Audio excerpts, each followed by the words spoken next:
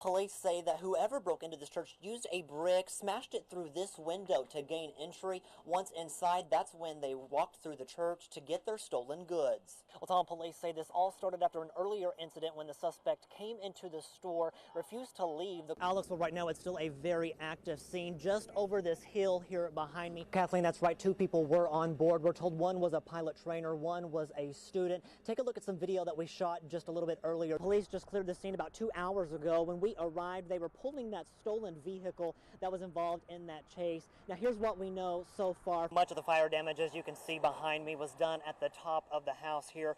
Crews were out here for about 6 hours monitoring the house and gathering evidence. Kathleen, the man behind this sign tells me that he was heartbroken after the Dallas shooting that left 5 officers dead, and he wants Denison police here to know their lives matter. 911. Yes, this woman just got hit on the side of the road and the car ran. A chilling 911 call made the day Lizette Lopez's life was taken. She was really kind. She was really sweet. She was sweet to everybody. She was really nice. She was making everybody laugh. She was always joking around, you know. She was such a great little girl. On a rainy September day in 2015, Lopez was rescuing a turtle on Texoma Parkway when she was hit and killed after her shift at Nick's restaurant. 33-year-old Clyde Stanberry convicted for the crime. He's gonna be in there for a long time. He's paying for what he did. After hitting Lopez, Stanberry took off, then crashed near Spur 503. He was soon arrested by Denison police. District Attorney Joe Brown says this is an example of the dangers of drugs. The day of this wreck, he was extremely high on meth, had ingested a large amount, still had more in his car, and he goes out driving in a rainstorm. Stanberry was sentenced to 70 years in prison. Lopez's brother says the sentence won't bring back his sister, but now they can focus on healing. It's gonna be really hard about that, like leaving the past behind. I mean, she was our family. It's gonna be hard to leave everything in the past. It's not gonna be perfect anymore. Yeah, he's ruined our life. She's gone. She's not here with us no more. So it's gonna be hard still. It was an active scene along Mockingbird Lane Monday evening after an officer-involved shooting. One area neighbor was on her back deck when she heard the shot go off. I heard a pop sound. It was around 3, and I thought it was a gunshot. It was obviously a gunshot. Nanette Chance says gunshots are a common sound in their rural neighborhood. I thought, well, that didn't sound good. But we hear gunshots a lot out here. People practice, target practice and stuff. Once she saw the helicopters, she knew something wasn't right. When the helicopter landed, there were a lot of guys that came out of the woods there.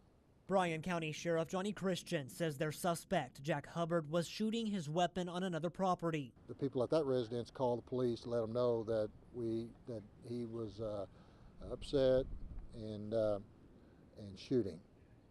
Had been shooting his weapon. When authorities arrived, Sheriff Christian says Hubbard approached law enforcement with his weapon, forcing them to shoot. The suspect came out, confronted law enforcement, and the suspect was shot. And the rest is, right now, we're still under investigation. Hubbard was shot in the leg and flown to a Plano hospital. He's expected to be okay. Neighbors say the suspect is lucky to be alive. He should be counting his blessings, because I don't think police should even hesitate to do what they have to do to protect themselves. They spend their days training and preparing for the worst. As firemen, they see it all. But for Billy Mullins, now it's personal. You get kind of dull to some things, but you know, this is close to home. And Mullins' sister Melissa is battling breast cancer. The news came as a shock. When her hair began to fall out during treatment, she decided to shave her head, so her brother did too. We had a little get-together at my parents' house, and to my surprise also that day, my dad and my brother-in-law also shaved their heads. With no questions asked, the men at the fire station decided they wanted to buzz their hair too. It's a close brotherhood here in Denison, and that makes Melissa our sister. She's our family too, and we just wanted to show our support, and that's why we did what we did. Doing the honors, Mullins shaved the heads of every man who works on his shift. It was funny because, of course, you know, we did some mohawks, some grandpa looks and stuff like that beforehand. Though the act is small, the meaning behind it is huge. Just a haircut, and it really warmed my heart. And like I said, she called me a boohoo and couldn't get up. She called me 2 or 3 times. While the battle is only beginning, it's a fight the Denison Fire Department is ready to tackle. We're standing behind her, and we wish her the best, and we hope that she has a speedy recovery and that Praying for the best and putting everything in God's hands. And I'm Scott Martin. We start this evening with the father and son that were killed in the McKinney plane crash. Good morning. It's Thursday, December 29th. I'm Scott Martin. Here's a look at 10 things you need to know this morning. Police in Lone Grove have a warning for residents after a rise in car break-in. Police in Sherman are looking for thieves who stole electronics from a business. It happened at the One Grand Center that's located in the 1800 block of North Teague Street. Authorities in Fannin County are looking for a wanted man. The Bonham Police Department is searching for 25-year-old Dakota Ray Patton. This may remind you of the film Footloose, but it's not a movie plot. It's a real situation. A Valentine's dance in Oklahoma has been canceled because the town has banned dancing within 500 feet of the church. A major bridge here in Texoma is back open tonight after it was closed for more than a year. TxDOT says the Highway 91 bridge across Shawnee Creek here in Grayson County is now open. Well, after only a couple of hours of being open today, Turner Falls in Davis has closed for the 3rd time this weekend.